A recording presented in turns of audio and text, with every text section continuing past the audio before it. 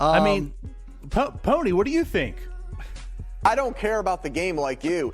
I guess that's true. I don't care about the game like you do, DiNardo. Oh, God. Man.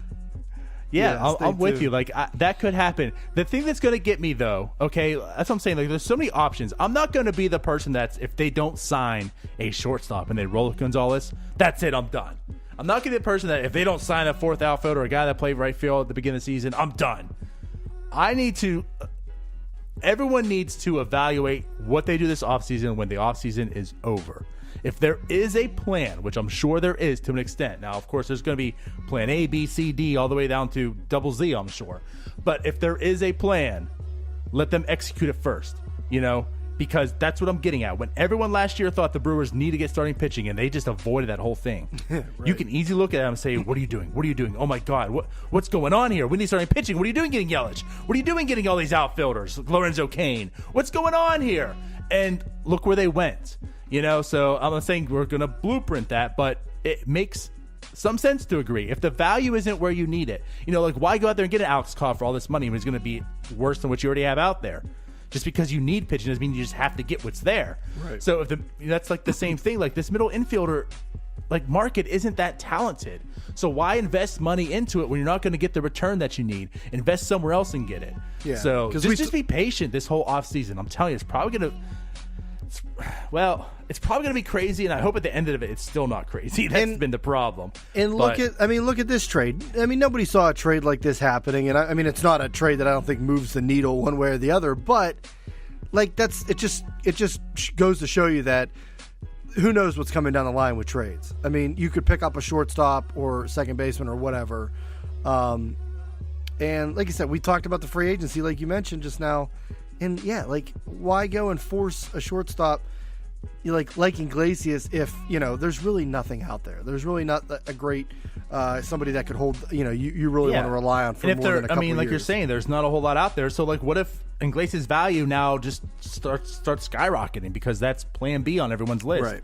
Because they're not getting Machado. And everyone, we're talking about, Iglesias, get him. Well, 29 other fan bases could be saying the same thing.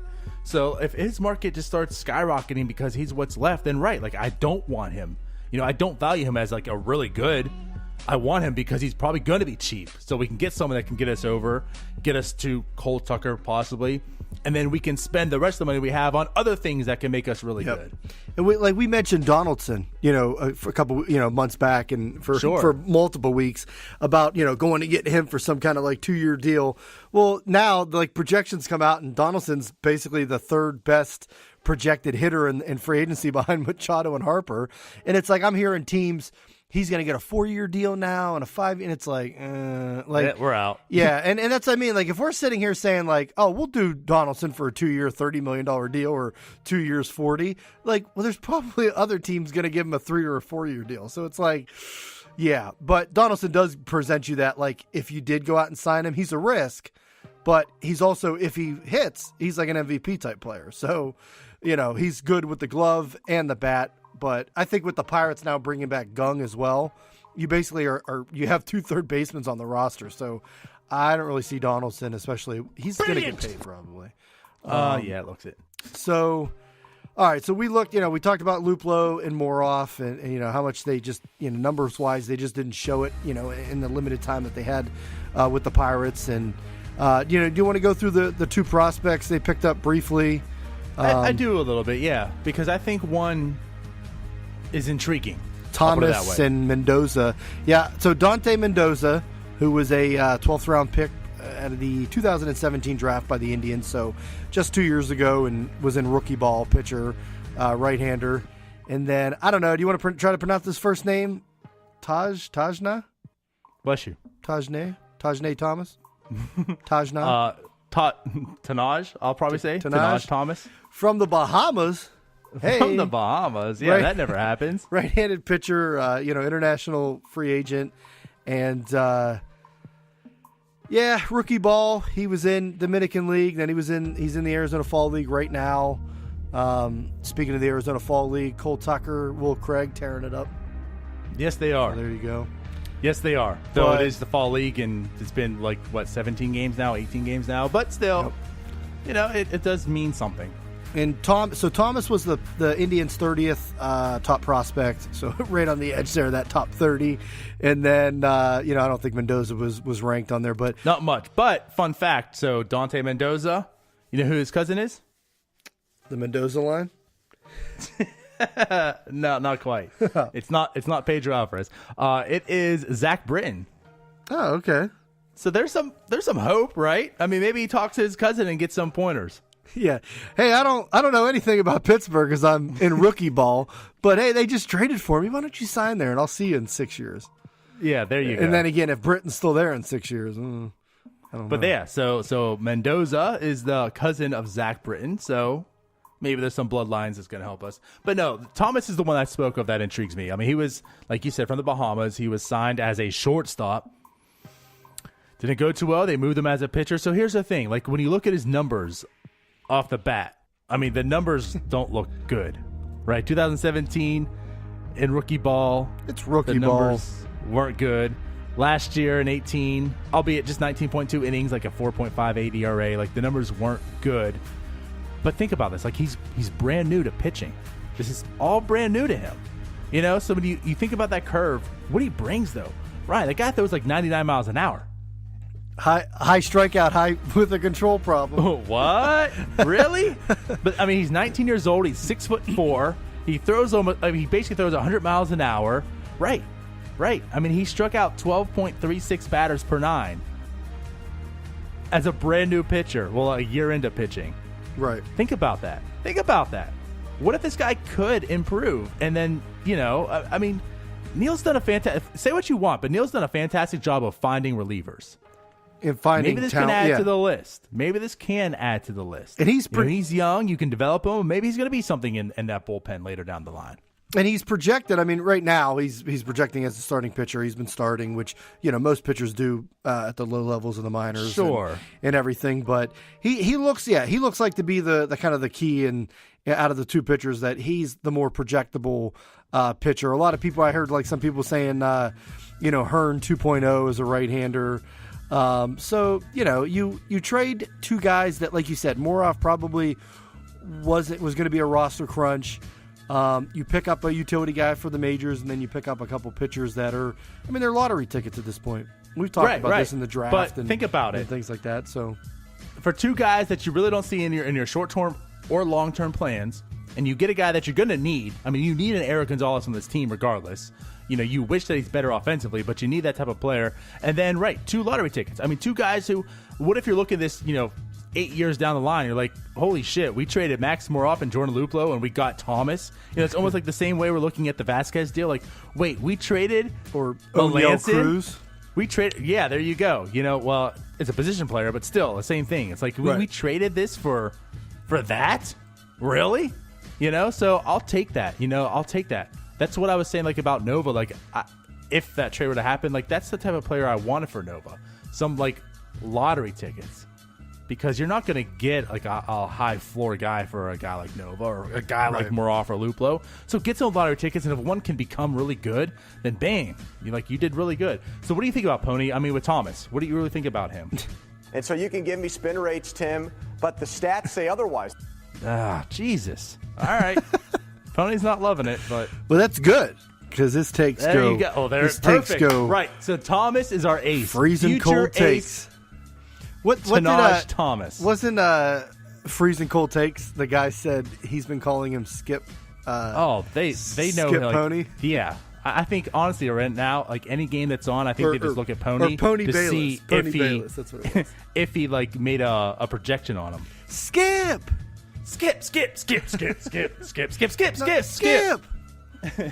But anyway, yeah, these pitchers, they're two 19-year-olds. Like you said, they're lottery tickets. If one of them hits and ends up being a bit of anything, it's a win. And hopefully he didn't give too much up. Luplow, I think it's a good spot with him in Cleveland. Cleveland's always in need of an outfielder.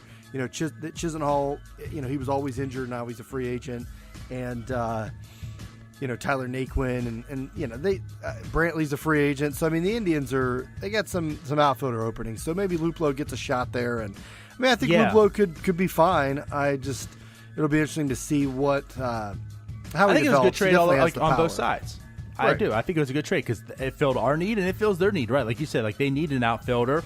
Luplow gets him, like he could potentially be a fourth outfielder. He's going to get the chance to do it over there. And Moroff can more or less slide on what Gonzalez was doing, being a guy that's going to get maybe 160 at-bats or plate appearances for the whole year because of who he's behind. So, yeah, it worked out. Yep.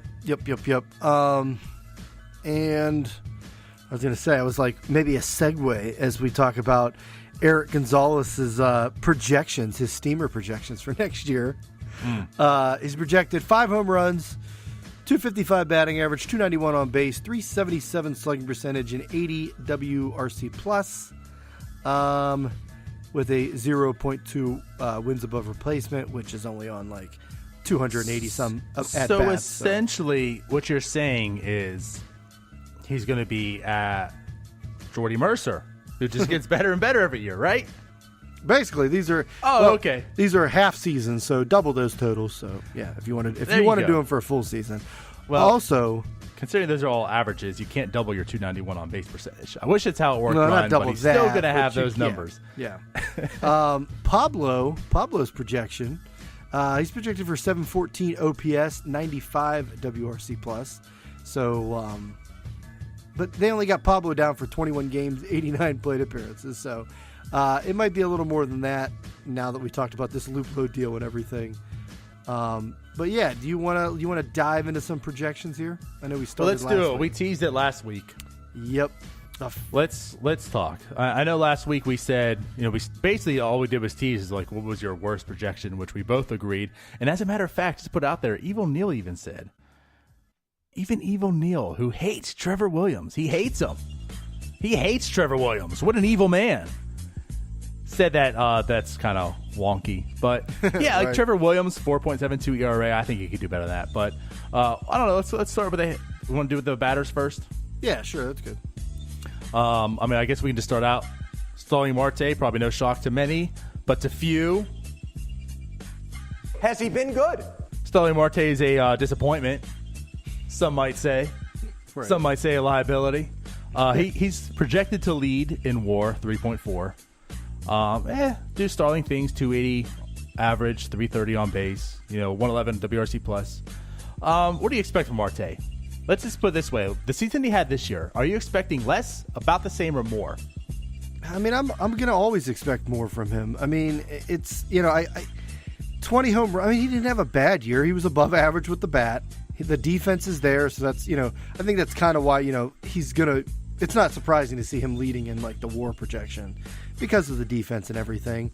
But 20 home runs, 32 doubles. I mean, Marte had a pretty fine year, but yeah, like I always feel like Marte can do even more. He could steal more, maybe 40 bases again. He could hit, 25 home runs. The kind he could, of gamesmanship we've seen from him. Probably not take any more walks. But he could always upgrade his defense. He's now a little more comfortable with center field. Playing it for a full season and everything. And he was healthy last year, 606 plate appearances. So, you're just always expecting more from Marte. I guess a little more consistency throughout the year, and I think that we could say that for most of the offense in the Pirates. But yeah, I'm always gonna expect a little more from him. Yeah, I can get on that. I would hope to see maybe more, like get closer to his like 4. I mean, he's been a 5-WAR player his whole career up until obviously he was suspended last year and then this year. And it seemed like he's back on that pace like middle of the season and it kind of tailed off a bit. So I expect a little bit more. I mean, I think overall the numbers are probably about the same. There you have it. So, but Francisco Cervelli's next at a 2.6. Him and Polanco are tied, leading in WAR. But I mean, they're giving Polanco a full season at bats. Right. But it's projections. I mean, they're not really going to factor in potential injuries and such. But let's say Cervelli, I mean, you're giving him 109 games, 250, 350, 106 WRC plus. So the offense coming back down. Yeah, they have 8 home runs. A little bit. Yeah, I mean, I could see that. It seems like this was a career year, and I'd say career years in your later years are kind of not sustainable per se. It's kind of weird that someone 32 just like now breaks out. Not that he was bad, like he's been good offensively, but Like, he took it to a whole nother level this year. I could see it dropping back down, but still being good.